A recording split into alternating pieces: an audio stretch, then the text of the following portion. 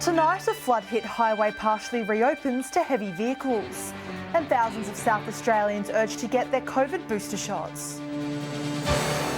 From our 7 Spencer Gulf Studios, your nightly news with Ruby Kamain begins now.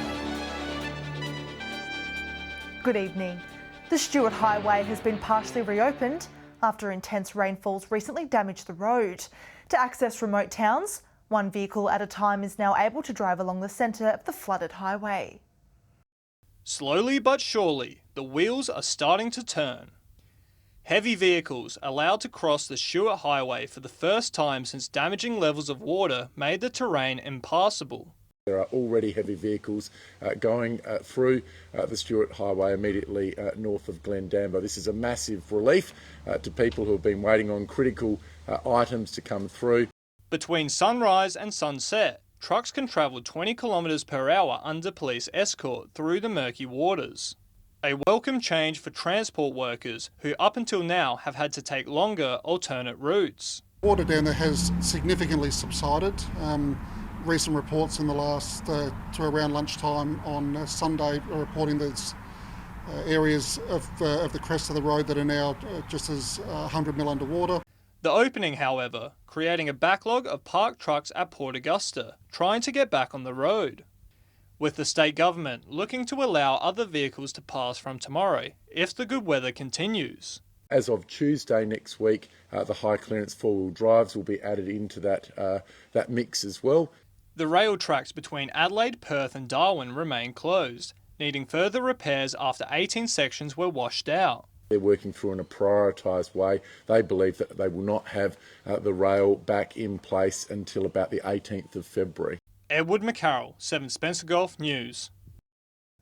Rural health will be given a boost thanks to a new plan launched by the South Australian Government. Health Minister Stephen Wade says the aim is to ensure the highest quality healthcare is available for those living in rural areas. Our reporter Mark Zeta has more. The South Australian Government has announced a new rural health strategy aiming to strengthen the workforce for the future. The strategy, developed in response to challenges in recruiting, training and retaining health professionals in the regions, according to Health Minister Stephen Wade. $20 million has been allocated to execute the strategy, focusing on 50 interns from metropolitan areas completing a rural GP rotation, more than double since 2020. We know that many of the challenges that health professionals face in terms of working and living in rural and regional South Australia are shared amongst the professions. 5 of those interns are located here in the Spencer Gulf. Late last month, doctors from the Adelaide Rural Clinical School are starting their internship at the Whyalla Hospital, saying they're keen to serve the community while providing much needed support for rural areas. The government also noting 17 rural GP registrars have completed their advanced skills training. In a statement, Steering Committee Chair Dr. Hendrika Meyer says the lived experiences of the rural workforce was taken into consideration while designing their plans and projects. The government says 6 rural health workforce plans have been developed to date, with more information available on SA Health's website. The South Australian Government is encouraging more than 400,000 residents to get their booster shot as soon as possible. Police Commissioner Grant Stevens told The Advertiser people should do better in making an effort to book their jab. According to the Federal Health Department, more than 88% of residents in Whyalla, Port Pirie and Port Augusta have received their second dose. A driver in Port Pirie has lost her licence over the weekend after being caught allegedly driving 3 times over the legal alcohol limit. Police stopped the Port Broughton driver on 3 Chain Road just before 3:30 yesterday morning, where she allegedly returned a blood alcohol reading of 0.161. The 50-year-old woman has lost her licence for 12 months and had her car impounded. She's due to appear in court at a later date. Police are investigating a break-in reported at a Port Augusta business over the weekend. CCTV captured a person within the lingerie bar at around 4:30 a.m. on Saturday. Police say they found the front glass door had been broken and an amount of lingerie stolen. Police searched the area but did not locate any suspects. Anyone with information about the incident is asked to contact Crime Stoppers. Meanwhile, police are investigating a break-in at Peterborough after an engine crane was reportedly stolen. Police believe the crane was taken from a shed on Queen Street sometime between 6 in the evening last Thursday and midday on Saturday. Anyone with information regarding the whereabouts of the engine crane or the break-in is urged to contact Crime Stoppers. Still to come tonight, the RAA urges motorists to shop around amid skyrocketing petrol prices. And a new airline on the horizon for Broken Hill Airport. I'll see you with more soon.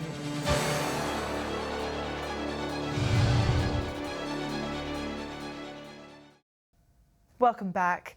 Average house prices in Port Pirie are on the rise as demand for property continues to increase. But the supply of homes is facing a shortage, with investors, interstate buyers and first home owners competing to buy a house. Everyone is trying to get their hands on a house. With record low interest rates, investors are buying up the market, reducing the supply of houses, which is increasing the cost. The median house price in regional South Australia was around $295,000 last December, with another increase expected this quarter. Once you see substantive growth in the city areas, you do start to see the regions respond accordingly over time. Real estate agents saying investors are getting better return percentages on regional properties, and Port Pirie is also becoming a hotspot for retirees. A lot of people coming to town, perhaps downsizing and retiring into smaller homes and cheaper homes, and then perhaps, grabbing a camper van and doing some touring around and using Pirie as a base. The average price can vary depending on the suburb and the size of the house, with first homeowners encouraged to spend cheaply and save the dream home for later. There's a lot of older, smaller properties in Solomon Town and Pirie West, and some bigger ones in Risdon Park South. So the median does depend on exactly where you are. Timber suppliers also facing a shortage, causing people to shop the market instead of waiting for the opportunity to build. You can see that some people are thinking, okay, well, I can't really wait for 2 years for my home to be built, so they'll start to turn their attention more to the established market. Christian Komenos, 7 Spencer Gulf News. South Australia's peak motoring body has warned of continuing pain at the petrol pump for Spencer Gulf drivers as prices continue to soar. While the wholesale price of fuel has stabilised, the situation overseas could still push prices up.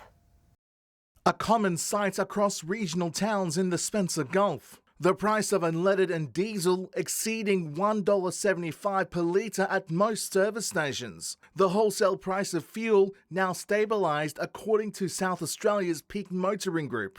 In the middle of COVID, where no planes were flying, no cars were driving, it was down to $20 a barrel. Now it's back up to about 88. So we've seen it gradually climb it towards the end of last year.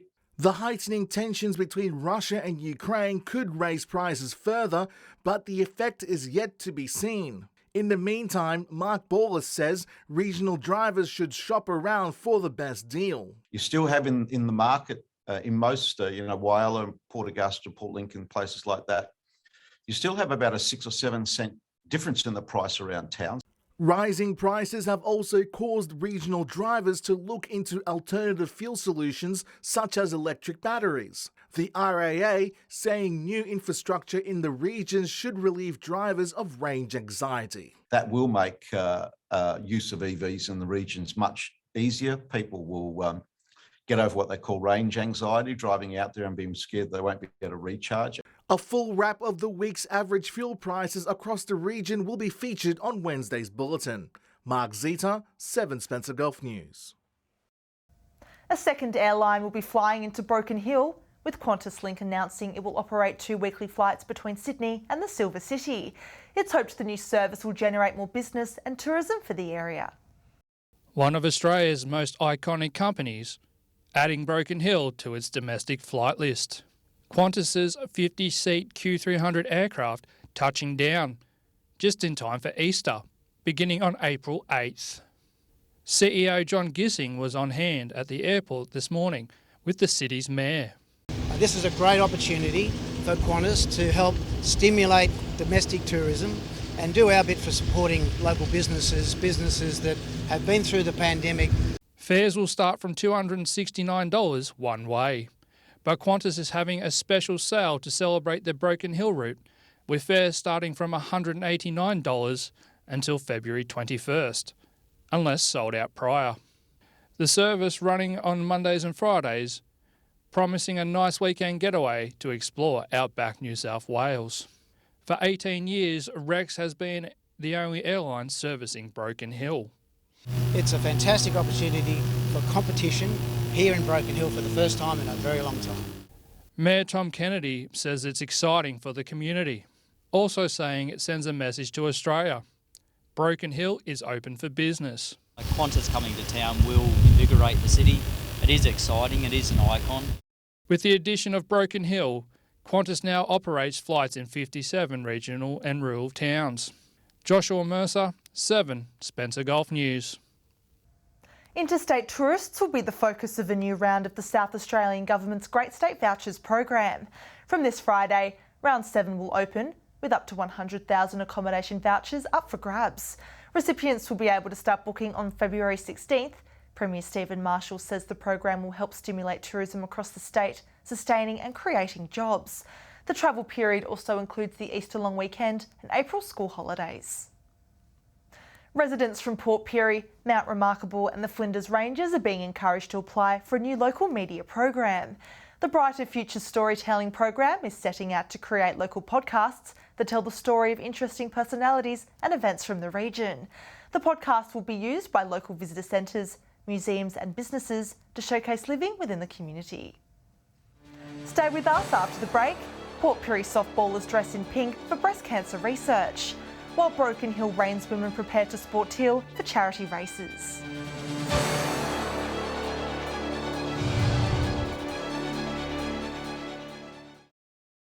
Hello again. The Port Pirie Softball Association held its very first pink round over the weekend to raise money for breast cancer charities. Hundreds of players and spectators turned up in pink to stand with those who are fighting against the disease. Swinging their heart out for a good cause. Port Pirie softballers pulling up their pink socks and lining up to bat for the fight against breast cancer. An emotional day for many, with the whole softball community knowing someone in their lives affected by the disease. When I drove in here this morning, it actually brought tears to my eyes to see the big banners, and as people are arriving in their pink, it's just overwhelming really. People have really embraced it. The day starting off with the Batter Up program for kids to show off their hitting skills before they hit the big leagues. Each club has a representative and they put their representatives out on the diamond to help kids to learn the skills, and as they get older they move through the grades. So we have an under 13, 17 and then they go into senior grades. There were many different ways to donate, including face painting, raffles and the home run derbies where players paid $2 to get 5 swings against the pitcher. So it's just the person that may be able to hit the furthest off a tee. They're all very excited about it, and there's a small gift at the end of it for the children that participate. After the day's huge success, it is likely we will see the pink round return in years to come. I'd like to think it is an annual thing. A lot of people have put a lot of hard work. We've had some beautiful banners made, and yes, certainly worthy of doing this again. Christian Komenos, 7 Spencer Gulf News. Meanwhile, Broken Hill Harness Racing Club and Racing New South Wales will be supporting the Woman Can Team Teal campaign, raising funds for ovarian cancer research. This month until mid-March, $200 will go to research from any Reigns women or female trainers who win races. Saturday night at the track, ready to start racing for a good cause. Broken Hill Harness Racing getting behind their Team Teal campaign. Tabcorp also matching Racing New South Wales' $200 donation. Local clubs are actually donating $100 as well, so all up $500 for a win when a female driver gets up and first past the line. Broken Hill drivers Stevie Robinson, Cassie Robertson and Ashley Camilleri, along with South Australian driver Kayla Hohorik, will be donning the teal pants throughout the month of racing, the colour of ovarian cancer research. The community can also get on board and support, raising funds for the cause. You can contact either of any of the females that are successful and donate towards the cause that way. Locals also encouraged to support harness racing in the city by attending the race meets on a Saturday evening, with races held at the Rocky Baker Memorial Oval Paceway. The drivers and trainers are hobbyists, doing it for the love of the sport and, more importantly, the horses. We do race for fun here, which is good, and the bonus side of things is you get money at the end of it. We just love the sport. To find out more on how you can support the Women Can Team Teal campaign, contact Broken Hill Harness Racing through its Facebook page. Joshua Mercer, 7 Spencer Golf News. Stay with us after the break. We'll have all the results from weekend cricket matches across the region. And Alex Sykes will join us with weather. See you soon.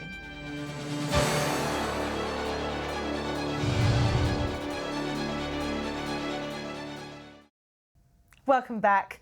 Moving on to cricket now, and the Northern Super League continued over the weekend. While West Augusta took on West Whyalla, Rupina was busy holding Central Stirling at bay. Here's Edward McCarroll with this week's cricket wrap. Round 4 of the Northern Super League did not disappoint, with Rupina hosting outsiders Central Stirling at Whyalla's Memorial Oval, where battle lines were quickly drawn.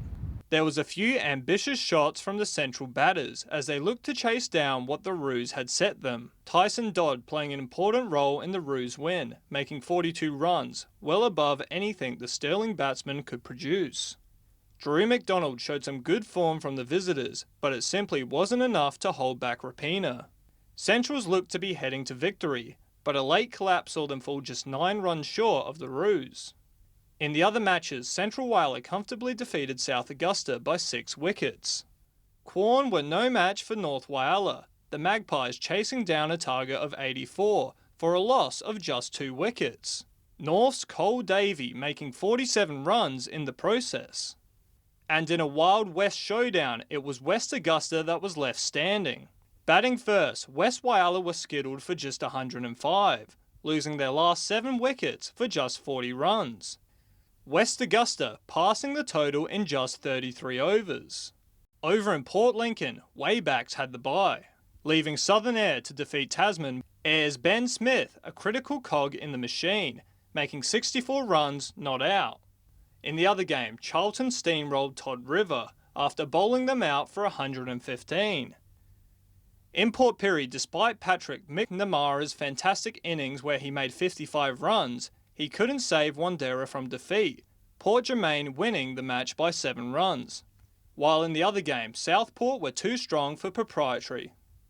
And lastly, in Broken Hill, North smashed South. Batting first, the victors piled on a whopping 3 for 223. South, in reply, could only muster 67. And in the other match, Centrals defeated West in a close contest. And that's it for this weekend's cricket. We'll be back tomorrow night with a wrap-up of the region's other sports. Time now to take a look at what's happening in the weather. Here's Alex Sykes. Thanks, Ruby, and good evening, everyone. It was a beautiful start to the week, and the forecast for the remainder of the week looks mighty fine too. But let's first take a closer look at today's conditions. At 3 p.m, Port Lincoln was mostly sunny and 29. Similar conditions for Broken Hill, 30 degrees there, and Port Pirie was 35. Looking further out across the region now, Port Augusta, Whyalla and Adelaide were all 33. Woodner, Cleve and Kadina were all partly cloudy and 34 degrees. Clare was partly cloudy and reached 31. Taking a look at the satellite image now, speckled cloud over northeastern and central parts of the state with an upper level trough is bringing virtually no rain. Clearer skies elsewhere under the influence of a high pressure ridge. Moving on to tomorrow's weather outlook now, and we'll start with the Gulf waters. Northeasterly winds 15 to 20 knots, seas 1 to 1.5 metres, and south to southwesterly swell below 1 metre. A fire weather warning for the Mount Loft Ranges and lower southeast remains current, as well as a marine wind warning for all of South Australia. Showers across most parts tomorrow. Shower 2 clearing in Port Lincoln with 29 degrees. Cleve and Woodner both set to reach a high of 31. Whyalla will get to 35, a possible shower in Port Augusta with 36, and Kadina is set to reach a high of 32 degrees. Possible shower in Port Pirie with 35, Clare to reach 32, and Broken will be partly cloudy and is set to reach a high of 32 as well. Taking a look further through the week now, those showers will clear by Wednesday. Port Augusta and Woodner both set to reach 29. Cloud clearing in Port Pirie 28. Port Lincoln will be partly cloudy and 24. Broken Hill mostly sunny and 35. Whyalla 26. Sunny in Cooper Pedy with 33.